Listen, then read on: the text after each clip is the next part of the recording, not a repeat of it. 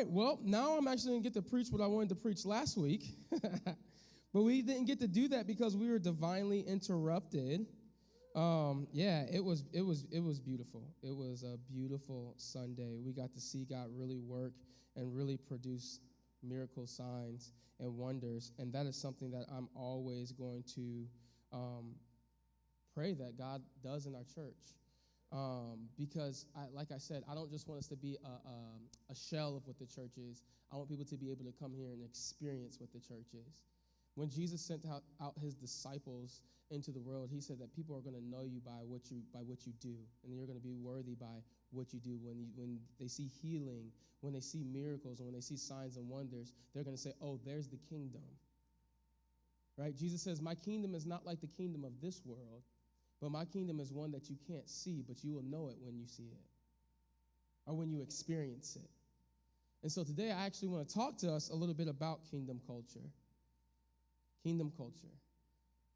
Culture is a funny thing because you go to one space, it's a different culture. You go to, a black person's house, it's a whole different vibe and culture sometimes than if you go to a white person's house. You go to an inner city person's house, it's a different type of culture, it's a different type of vibe than when you go to a farmer's house out in the country.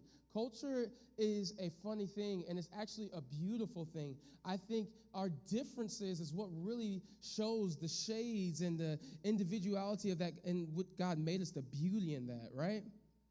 It's beautiful. I love that we have even Latinos at our church, black people at our church, white people at our church. I believe heaven's going to look like that, and we're going to add some Asians in there, Middle Easterns in there, and it's just going to look like what the world looks like when we go to heaven. I believe people from all different races and ages and colors and all those things are going to be in heaven. But with each one of those things, there is a different culture, there is a different vibe, but still, as a church, we proclaim, as in this church, one God. One God. So we see different cultures, different sets of people, different dialects, different, races and all of that, but yet we still all have the same God. So this leads me to believe that although we all have our individual spaces, we all may have our individual cultures of what we're from, there must be a standard of a culture in which we may live by. There must be some principles and some qualities in which each culture can look to and say, this is the standard in which we're striving for. And that's what I believe is called kingdom culture. Because kingdom culture can transcend any specific space that you're in. God's culture can go anywhere. It can go to Antarctica with the penguins. It can go to, China. It can go to Australia. It can go to Africa with me brothers and me sisters. It can go wherever it needs to go because the kingdom of God is what rules our lives, is what governs the world. In the beginning, God made the heavens and the earth, and there was a garden. In the end, there's going to be the heavens and the earth, but there's going to be a new heaven and a new earth, and there's going to be a garden city. So from beginning to end, there's always been a kingdom. But sometimes we haven't always been able to realize it because of our specific worldview and culture that we live in. So today, and over the next couple weeks, I just want to shed some light on kingdom culture and what does it mean for us with different backgrounds, different races, for us to strive to look to God within his kingdom. Okay? We good with that? So we will live here in the United States, it's called a what? A country, but what type of government do we have? A democracy, cool. A republic? Yeah, a republic, yeah. Someone say a republic, a democracy, yeah. But regardless of what we would argue of what our, if we're capitalism and, socialism and woke culture and all that stuff, regardless of all that, right? I think those things can sometimes penetrate our hearts more than the theocracy of what we should have. Because what we have to understand that we as Christians, those who proclaim Jesus, we don't just live in a democracy. We live in actually a theocracy. The moment that we accept Jesus is the moment that we enter into this kingdom culture, and we now live underneath a theocracy. That is what rules us. What is a theocracy? A theocracy is a system of government in which priests rule in the name of God or a god. I would like to believe that we don't live in the theocracy where just a priest rules us and then we listen to a priest. I would like to say that we, as this church, as it pertains to this church, we are a church that believes in and that looks to God, period. Period. And the more we look to God, the more he shapes our culture. The more we seek after God, the more he shapes our culture. And in this theocracy, and when we seek after God, we will start to see characteristics of actually a person. And this person, his name is Jesus. Jesus is the exact picture of what it looks like to be a citizen in the kingdom of God, in the culture of God. If you want to know what it looks like to be a good citizen in a theocracy, you have to look at the life of Jesus. If you look at your bulletins today, on the front page, one of our cultural qualities that we like to say and stand on as a church, when it pertains to living in a kingdom culture, we like to look to Jesus. Jesus is the highest standard and ultimate example for how we should live our life. You say, well, Pastor JD, so you're just telling us to be like Jesus? That's a hard ask. I feel like it's not really fair for you to tell us to be like Jesus, because Jesus was literally the Word made flesh. The Word of God is what teaches us what the kingdom of God is like. The Word of God is what teaches us the precepts and the principles of the kingdom. The Word does. The Bible does. But the Bible also says that the Word was made flesh. And when the Word was made flesh, that word, that name of that person, that word that was made flesh is Jesus. Are you following me? And so when you saw Jesus, it was like you seeing the Bible lived out in perfect unity. And that is still the same call that we have today, to look to the standard. How do we live out the Bible? How do we live out what God has asked us to? How do we do that? And what I want to do is over the next several weeks is I want to teach you some of the qualities of what it looks like for us to live it out in this kingdom culture. Is that cool? So I tell you to look to Jesus. And there's a million things that I could probably, people have been talking about Jesus for 2,000 plus years. I could probably preach about Jesus every single Sunday, and there's a different aspect that I could talk to him about every Sunday. But one aspect I want to talk to you about Jesus today is about what gave Jesus the strength to be Jesus. What gave him the ability to now be our standard?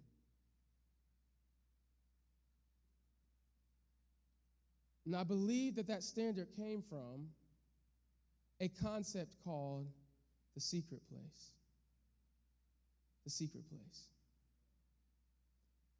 Because one thing you have to understand about Jesus, the Bible tells us time and time again, I believe it's in Isaiah, it says that the Messiah is going to be a man of sorrow, a man of pain, a man who has to endure hardship. Who here in this church is experiencing sorrow? Who here in this church is experiencing pain?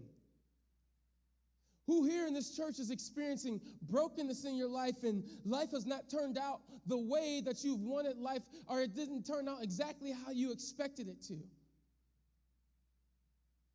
Now, I want to let you know that Jesus was not exempt from the hardship of life, and the Bible tells us that. But what allowed, when somebody would see Jesus, they would still have hope, although he had to put the sins of the world on his shoulders. It says that he actually took your iniquities and placed it on himself. What was it about this Jesus that gave him the strength In the midst of pain, and in the midst of sorrow, and in the midst of his heart breaking, what gave him the strength to press on? And I really believe it's about how Jesus would go to the secret place. In Luke chapter 5, verses 15 through 16, it says this. Up to this point, Jesus has done miracles. He's healed blind men. Lame men have been able to walk. He's done all of these miraculous things. He's turned water to wine at a wedding. Now these people are hearing about the Messiah, and he's gaining groups of people who are coming around him for what he could do. You know, a couple weeks ago, I talked about expectancy. There was this energy in the atmosphere about this guy named Jesus and this Messiah who has come because of the miracles that he's done. And it says that as Jesus was going about his day, that people were coming and surrounding him. And it said, yet the news about him spread all the more, so that the crowds of people came to hear him and to be healed of their sickness. And verse 16 kind of gives us a picture of the standard in which we must live by. And it says, but Jesus often withdrew to lonely places and prayed. Jesus, the standard, the person of our life, when he had people crowding around him, seeking after him, as seeing what they can get out of him, seeking after him for his purpose. It says that Jesus, God made flesh. It says that he himself had to withdraw himself and go to a lonely place. A place of intimacy, a secret place. And I want us to understand that every single one of us have a purpose, and people are going to be drawn to you because of that purpose. It's going to feel like sometimes like your life is being sucked out of you simply because God has placed purpose in you, simply because God has given you a gift. But that doesn't mean or that you should say, God, I wish I didn't have this gift. That shouldn't say that, God, I wish I didn't have this purpose. I wish I didn't have this calling, although this calling is hard. But what it did for Jesus, it says that he had to be intentional about going and seeking his Father in secret. And what did he do? He went to a lonely place. Many of us despise the lonely place. Many of us, the hardship of life has actually put us in a position that makes us feel as though we're in a lonely place. But that lonely place was the actual place that Jesus would oftentimes withdraw to hear from God. In Psalms 91, it says this, that he that dwelleth in the secret place, everybody say the secret place, of the Most High shall abide under the shadow of the Almighty. And I will say of the Lord, he is my refuge and my fortress, my God, in him will I trust. So let's break this down. He that dwelleth in the secret place. The secret place is a posture. The secret place is actually a place that we intentionally go to. Just as Jesus sought after the lonely place, we also ought to go to this lonely place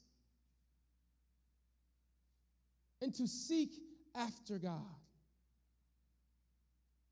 Because in it, and when we get to this place, it's saying that we are trusting in God, and we are trusting and believing that underneath his shadow is our fortress.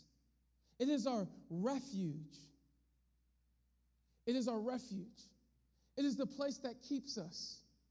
That lonely place, that time of silence, that time of solitude is not a time for you to be depressed. It's not a time for you to think that this is the place where the enemy wants to speak to you, because that's where the enemy tries to speak to you the most, is where actually God is trying to speak to you. The lonely place is not for the enemy. The lonely place is actually for God.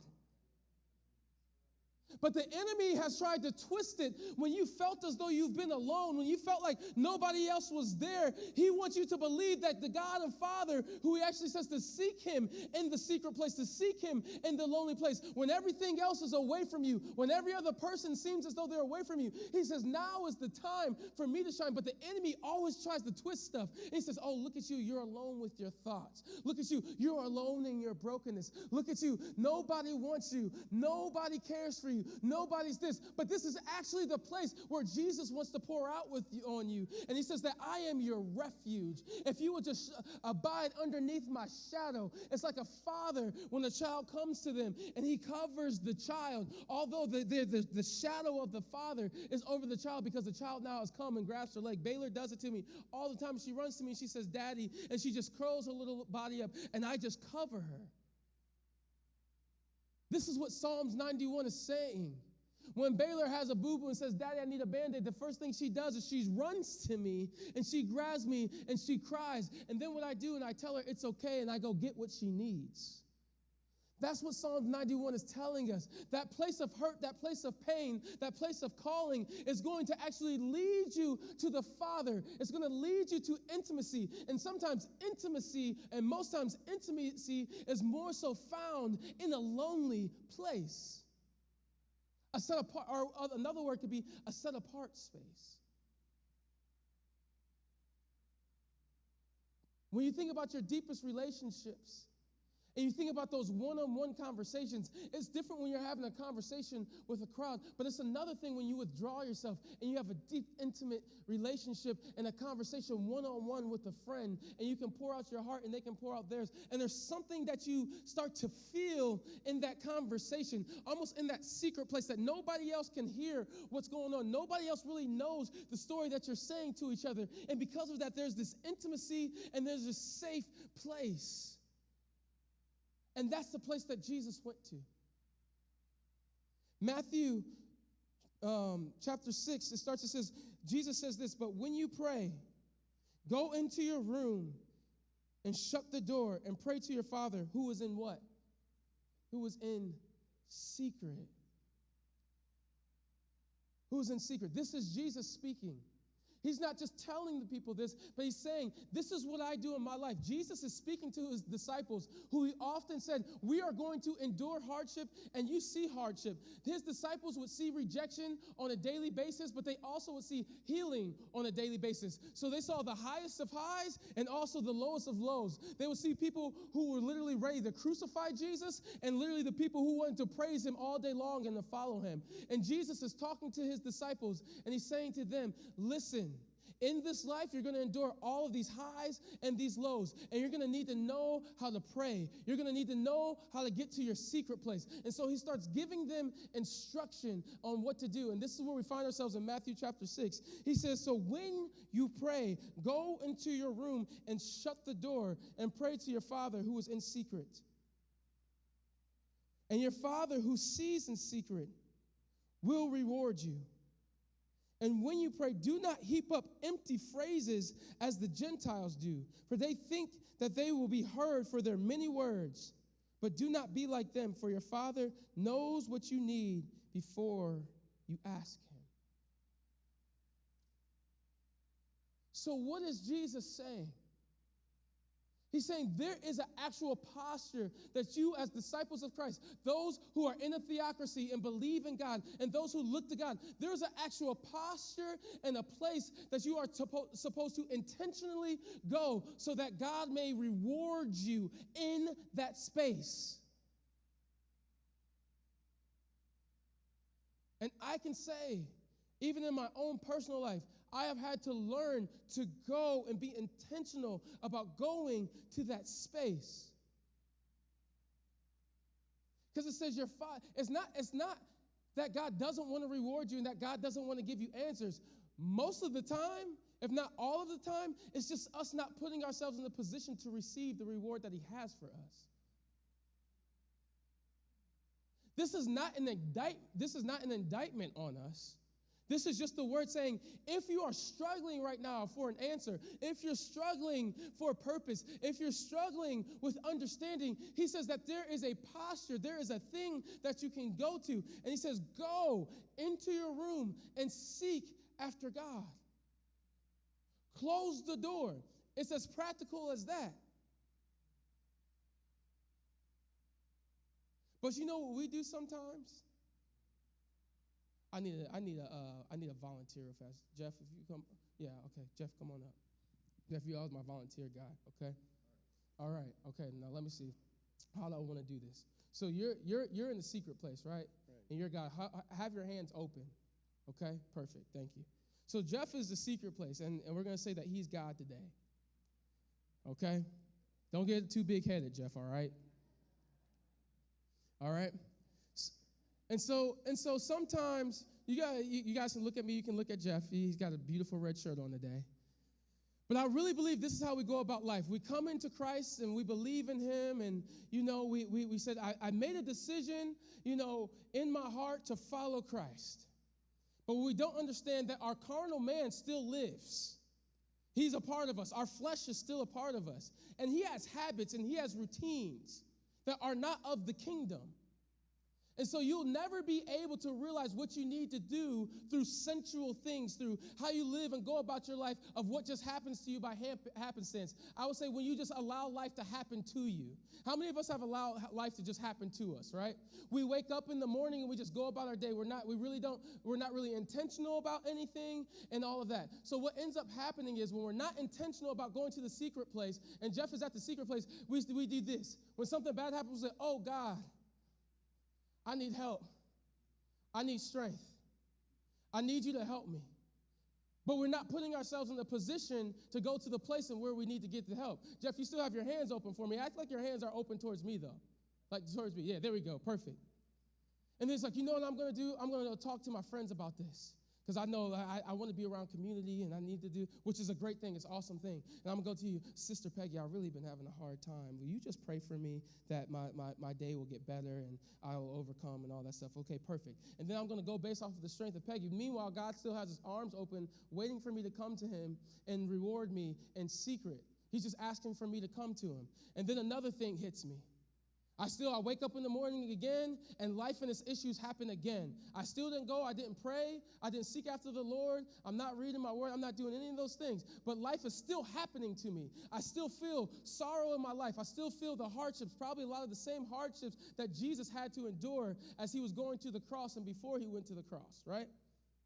So we're still enduring, we're still going, and we're going all these other places, and we're running to all these different things. If I could just get a better job, if I could just get a better group of people, if I could just get a better church that preaches a better message, if I could just hear a better worship team, if I could just find the right book, if I could just find this, if I could eat the right thing and be healthy, if I could do this and I can do that, and we think that we're trying to get all of these things out of these outside sources, yet the Father is still waiting for us in secret. But we have not one time decided to set aside a time to go. Let everything else go, the jobs, the books, the everything else, and to go and to come to him so that he can just simply embrace me. This is all you need. No expectation of what you said. God, I just need to get to you. My expectation is to get to you in the secret place. That's it. That's it. That's it. It's right here. Because this, I don't know if you guys have ever experienced this before. We've all experienced that time where you don't have the words, but your friend embraces you, and then all of a sudden you just like melt into their arms. You just don't fall away, Jeff. You're my illustration. You just go. So right. So yeah. And so I believe and I hope that all of us have maybe had that experience where that person that comes and they embrace you, you don't have to say words, you don't have to say anything, but you just come into this intimate place. And now, everything that I needed, it felt like it was answered right here. Right here. Thank you, Jeff, for that illustration.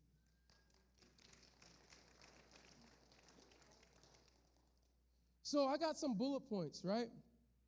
So solitude. The state or situation of being alone. So when it comes to the secret place, it is okay for us to have solitude. That's the lonely place. That's the lonely place. Some of us, are any of you guys like me? I used to start to realize I felt like something was wrong with me when I would go into the room and it would be completely quiet. I would almost feel like there was a shift, like there was like this weight that's on me. Am I the only one? Is there anybody else that's felt that before? Like when you actually notice that everything was quiet, you walked in the room, and it almost feels uncomfortable. No, by yourself, solitude. By yourself. When you go into the room, and there's no one in there, the TV isn't on, it's nothing, it's just completely quiet. And I've almost, in those moments, I said, ooh, what's wrong with me? Let me turn on the TV. Let me listen to some worship music. Let me get something in and all that stuff. But I started to realize that all of that weight and all of those things, it's almost like all of life is catching up to you in that moment. And then you're feeling the pressure. Can we close those doors? It's getting a little loud real fast for me. Let's close those doors. Thank you. Yeah, we need solitude. There we go. You see, there we go, solitude. It makes a difference, right? Atmosphere makes a difference. But in this place of solitude, I think sometimes we reject it because it makes us reflect on a whole bunch of stuff. We start to think about bills. We start to think about kids. We start to think about our life. We start to think about our health. And our mind just starts going and going and going. And then all of a sudden, in that secret place of solitude, you become overwhelmed. And you're like, I would rather try to talk with somebody. I would rather try to distract myself, read a book or something other than learning to be quiet and to listen to what God has to say. Church, the first thing we have to understand about the secret place, that it is a place of solitude. It is a place of solitude. And oftentimes it's rejected because your flesh doesn't want you to be in that place of solitude. Because remember, this place of solitude is for you to be able to hear from God. And this is why your mind starts racing and all of those things. So then, after you have the solitude, you have to practice silencing yourself. You have to practice silencing yourself. If some of you guys are like me, I promise you there's times where I come into this church and I bow down on my knees and I try to start praying, and before I can even get through praying, my mind is already on 80 other things. Has anybody ever been there before? I'm literally thinking about like Pop-Tarts and stuff. I'm like, how did my mind get here? You know what I mean? Like seriously, it's like I got so caught up in a thought that I'm like, what in the world? Like, it was so silent and my mind is just running. But what that's showing me is that I have not trained my mind to be silent. But just like everything else, guys, that doesn't mean that you're this terrible person that you can't get silent. It just takes training. It's simply, you have to learn to train yourself and get into a place to where you can silence yourself. A practical tool. I'm going to give you guys can I be practical? There may be other tools. I'm going to be practical for you, okay? Really fast. If you're somebody like me and your mind runs a lot, you can do this. I promise you, God won't be upset with you, all right? You bring a notepad, right? And as soon as something comes to your mind, just write it down, right? And then all the things, give yourself a few minutes, write them all down. So you're like, I don't want to forget about this. I don't want to forget this. I don't want to forget that. Write it down. And then after you write it down, then just try to focus on silence. Because I want to let you guys know something, that the secret place is not just a place for you to grant your requests to God. And God, I need this, I want this in my life. My life is this way, it's next day. That's not what the secret place is for. That's not what the secret place is for. The secret place is less about us speaking to God and granting a request, which is okay for us to grant our requests to the Lord. The Bible says that. But the main thing that the secret place is for is receiving what God has to say. Jesus was able to live the life that he lived. He was fully allowed himself to submerge himself into the flesh, not to live by the flesh, but he was just like you and I. He put himself in flesh, and he set his deity abilities aside. That means that the potential that Jesus had is the same potential that we have. But he had certain practices that allowed him to overcome the things that sometimes we cannot overcome. But that's why he's the standard and the example of what we can do. So what Jesus would do is he would go to this place of solitude, and he would quiet his mind and listen for what the Father had to say to give him the strength for the day. For the day. It says oftentimes Jesus would withdraw. And you'll see after he did his miracles, it says that Jesus withdrew from the crowd. Jesus went and prayed. Jesus went and did this. It was a daily habit for Jesus to go and to find God in the secret place. And it was in this place when somebody came up to Jesus, he says, if you have seen me, you have seen the Father. Because I do what the Father tells me to do. There's another verse that says, I only do what the Father tells me to do. So earlier this morning, the Father was downloading some things in my life in which I was going to have to live out. Earlier this morning, the Lord gave me some rewards. He gave me some manna. Give us this day our daily bread. Just as the people of Israel, when they were going through the desert for 40 years, God was sending them manna on the daily. And he says, and don't collect enough for the next day or else it will spoil. What was he teaching them? That you need something from God every day. And you need to seek after it and to believe and to trust in it every day. And so as we have this solitude and as we have this silence, we have to learn to listen. Bob Sorge has this book, it's called The Secrets of the Secret Place. And in this he says this, since everything in the kingdom, remember I talked to us about a kingdom culture, right? Everything in the kingdom of God is predicated upon hearing God. Does that not make sense, right? If God is the ruler of this theocracy, the God of the Bible that we believe in is the ruler, right? That means that everything in the kingdom is predicated by him, by what he says. When kings would colonize different places, those different places would now have to come underneath the reign of the king. And what that king would say, it would be certain cultural identities and precepts that would have to be established in that new culture. And then the people would then come and speak to the people that's being colonized on what the king wants in his monarchy. Is this making sense? This is why people in the Bahamas were wearing suits and shorts with long socks in the heat because they were colonized by a kingdom that was overseas that had a colder atmosphere. But the kids in the Bahamas had to wear the same things that the kids in England were wearing because they were being colonized. Does that make sense? Hopefully I got all those, I may be off on that. But do you understand, when it comes to the kingdom, it's about looking to the king and what he says, and this is what Bob Sorge is talking about. I advocate a prayer life is comprised mostly of silent listening. That's hard when our mind is rolling. But the way that we live in the kingdom, first seek ye the kingdom of God in all of its righteousness, then everything else will be added to you, the beautiful things in life. But as we seek the kingdom of heaven, the kingdom culture in all of its righteousness, listening to what God is saying, living out what God is saying, he says, then everything else will be added to us. And he says this, that in our prayer life compromised mostly of silent listening. Talking to God is delightful. It's awesome when we get to talk to God. But it's even more thrilling when he talks to us.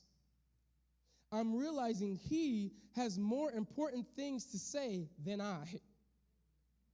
Things don't change when I talk to God. Things change when God talks to me. Isn't that so good? When I talk, nothing happens. When God talks, universes come into existence. The power of prayer is not in convincing God of my agenda, but in waiting on him to receive his agenda. The secret place, the place of solitude, the place of silence, the place of listening, is so that we may receive God's agenda, not our own. And I am guilty of this. I'm convicted by this, not condemned, but convicted. Many days in my life, am I thinking, what does JD have to do in order to be a good pastor? What do I need to do to be a good husband? What do I need to do to be a good father? But what I come up with on my own isn't going to come close to what God would tell me in a secret place. It won't come close. That's why it's important for us to be okay with learning how to be silent. It's not easy, but every step that you take towards him is worth it.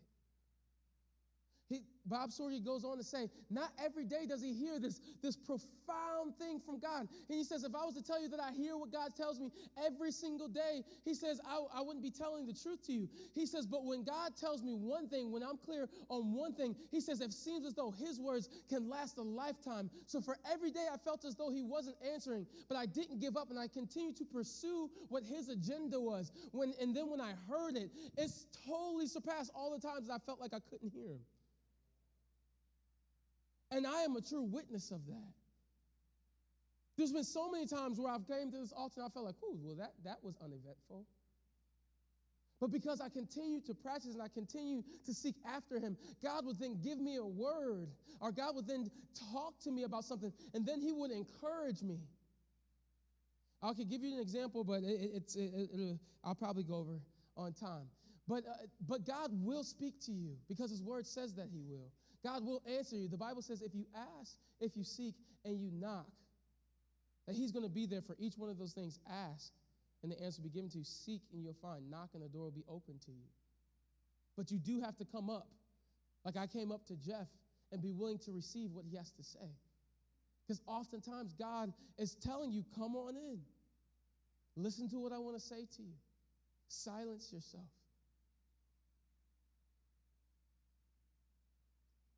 And in this prayer, as Jesus was talking to his disciples, when you find this place of solitude, he actually gives us a shape in which how we ought to pray.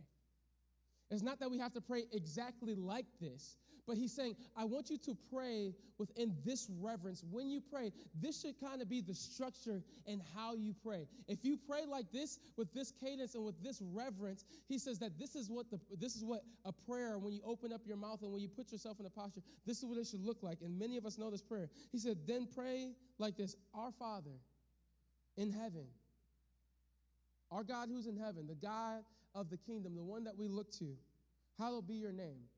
There's so much reverence in your name. Your kingdom come. What? Come? Your kingdom come. Not my culture, not what my culture says, not what my culture says to be true. That's why we see all this division that we still have today.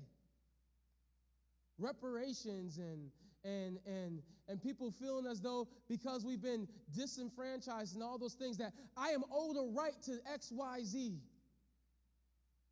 Or people feeling bad because of things that's happened in the history and we allow simply the color of our skin to divide us. But that's allowing our culture to be done, not allowing his kingdom agenda to be done. Are you following me?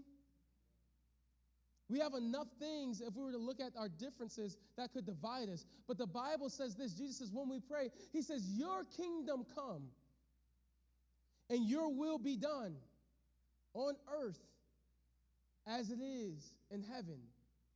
So think about this prayer. We are truly believing. He says, when you pray, this is how I want you to pray. As it is in heaven, let it be on earth. Did y'all know that there's no sickness in heaven?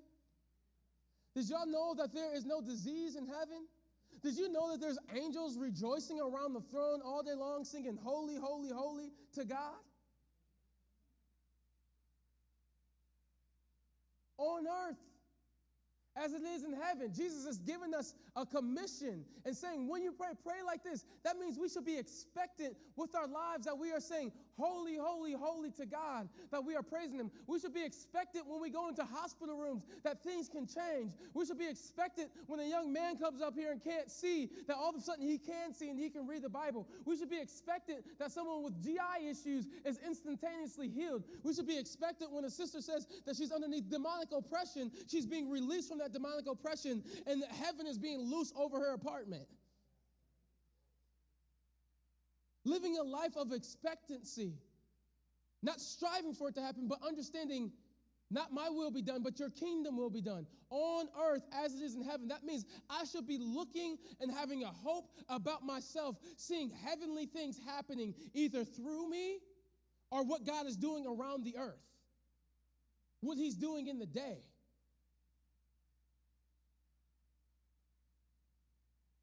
He says, give us this day our daily bread, and forgive us our debts as we also forgiven our debtors. So what is he saying here? Give us this day our daily bread. I already talked to you about God wants to give you something daily. This is why we must seek him in the secret place daily. And he's going to give you the bread that you need, the sustenance that you need to endure that day. He's going to give it to you in the secret place. He won't not give it to you. He's going to give it to you. But we have to believe that and not doubt that. And then the next thing he says, forgive us our debts. Lord, forgive me, for I've fallen short. Lord, forgive me of the things that I have accumulated in my life. Lord, forgive us our debts. Forgive us our trespasses. There's another version. As we forgive those who trespass against us. So, Lord, not only do you forgive me, but, Lord, teach me to forgive. God, teach me to have eyes to forgive the people who have hurt me most, so I'm not being condemned by pain and hurt, but I know that I have the strength and the bread and the manna for the day to overcome the day. I keep seeing this TikTok about this dad who was talking to his son about addiction, and he said, son, get through the day. And then the next day, his dad says, just get through the day. That's a kingdom principle. God gives you what you need to get through the day. You may not feel like you have what's in front of you for the next couple months, probably seem like it's going to be hell. But God is saying, today, I'm going to give you what you need. Come to me. Come to me. And what does it mean, forgive me of my debts? It means that there's a Father willing to sit there and forgive you each and every day. There's nothing that you've done that he's not willing to come and to forgive you. The way Satan is trying to tell you, don't go to the secret place, or Satan is telling you, yeah, go to the secret place so I can tell you all the things to condemn you, to condemn you, to condemn you. But Jesus is saying, just receive my love. God the Father is saying, receive my love. You are not condemned for your past. You are not condemned for your debts. I receive you. I forgive you, daughter. I forgive you, son. You don't have to worry about that. Eat this bread that I want to give to you today. Think about the purposes that I have about for your life. Think about that you have the breath in your lungs right now. And then with that same attitude, I want you to go and forgive others who have hurt you. And it says, and lead us not into temptation, but deliver us from evil. We are good at getting to church at times. We're good at praying. We're good at going to a Bible study. But we are just as good as letting things come into our life unaware. We're good at filling our minds with toxic stuff, toxic movies, toxic shows, toxic people that speak negative thoughts over us. And we almost seem to cling to the news that has negative stuff just because it makes us feel more comfortable in our negativity. But Jesus is saying, lead us not into temptation to feel as though everyone's against me in life and to feel like everything's not against me in life. But Lord, allow me to see that it is your kingdom that has come. It is your light that shines through me. Let me to be intentional and deliver us from all evil. Deliver us from the darkness. There is such an intentionality about this prayer. God said, let there be light, because he didn't need to say, let there be darkness, because darkness is just there. But light had to be intentional. And he says that we are the light of the world. So light must be intentional. Light must actually go into the dark places. Light must actually go into the source of light in the secret place and receive what God has for you to be the light. We are a city on a hill that cannot be hidden.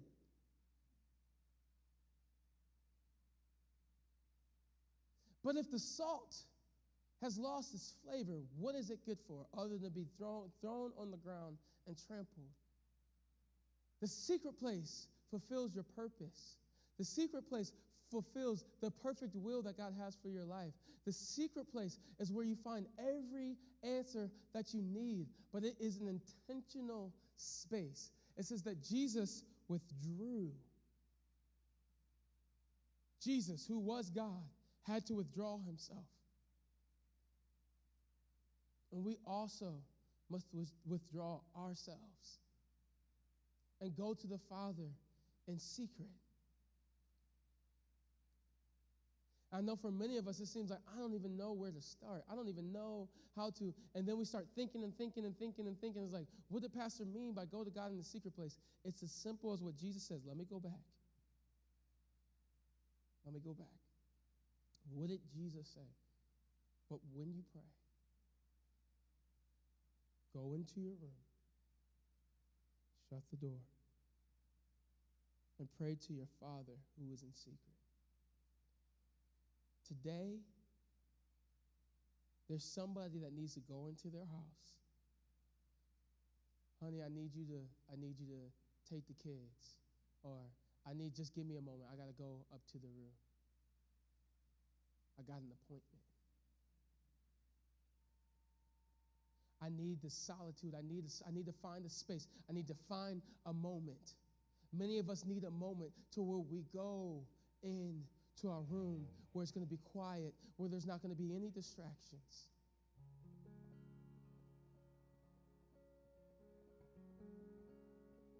And you get in a position of reverence. Oftentimes we say, well, why do people get on their knees in church? Because this is a universal sign of servanthood. This is a universal sign of reverence. When someone bows down, it means I am now entering into a place where I am willing to come and seek after this person and say, I'm just here.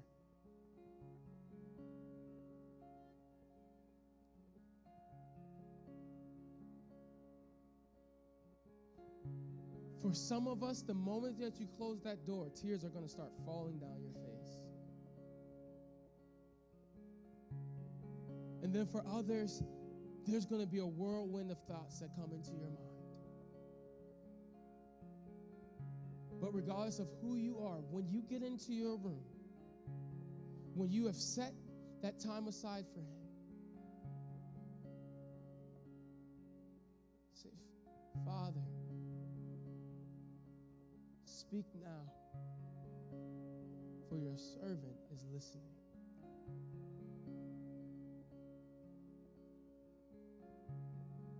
And when the enemy tries to make you feel condemned about what you didn't do, remember that Jesus came and died for you on a cross, a brutal death, because he thought that you were worth it. And so when he tries to say and condemn you, you said, Jesus thinks a better word. And if you don't even know that Jesus and you don't know him intimately, if you have the faith to believe that that Jesus is real, I can tell you this, the Bible guarantees that he will come. And you will be able to rest in the shadow of the Almighty. And through every hardship that you have in life, he's going to be able to help you navigate and to overcome it. But get to that place, get to that secret place, get to that room. For in this kingdom culture, we as Christians need to be like Jesus, who's the standard of our life, because in the secret places where we find our strength to be the church. What happens when our church doesn't come to be filled at church. They don't come just to be filled at church, but they've been meeting God in the secret place all week. At the moment that we all come in one accord, full of what God has been speaking, full of what God has been saying over our lives, what would it look like to have a church that sought after him all week and got into the room and got down on their knees for prayer? I will tell you what it would look like. It would look like blind eyes being able to see. It would look like lame men being able to walk. It would look like people who were oppressed by demons being delivered. It would look like people who have broken relationships being restored. Because why? That's what happened when Jesus came on the scene. And even more, he said that we can do. Amen. God, we thank you for this word.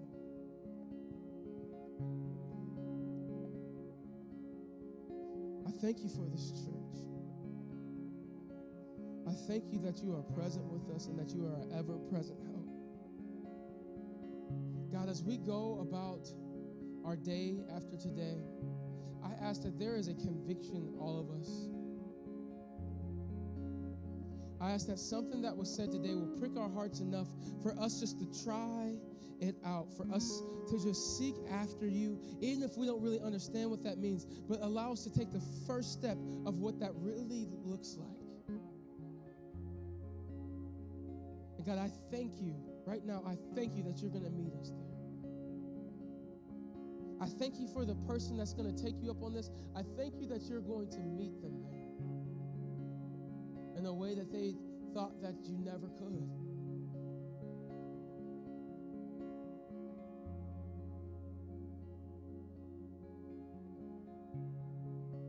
Yours is the kingdom, the power, and the glory. And if we could all pray this prayer together one more time as the one I just read. When Jesus was speaking to the disciples, he said, when you pray, pray like this. Our Father, who art in heaven, hallowed be thy name. Thy kingdom come, your will be done, on earth as it is in heaven. And give us this day our daily bread. And forgive us our trespasses as we forgive those who trespass against us. And lead us not into temptation, but deliver us from evil. This kingdom, the power, and the glory forever. Amen. Amen. Amen.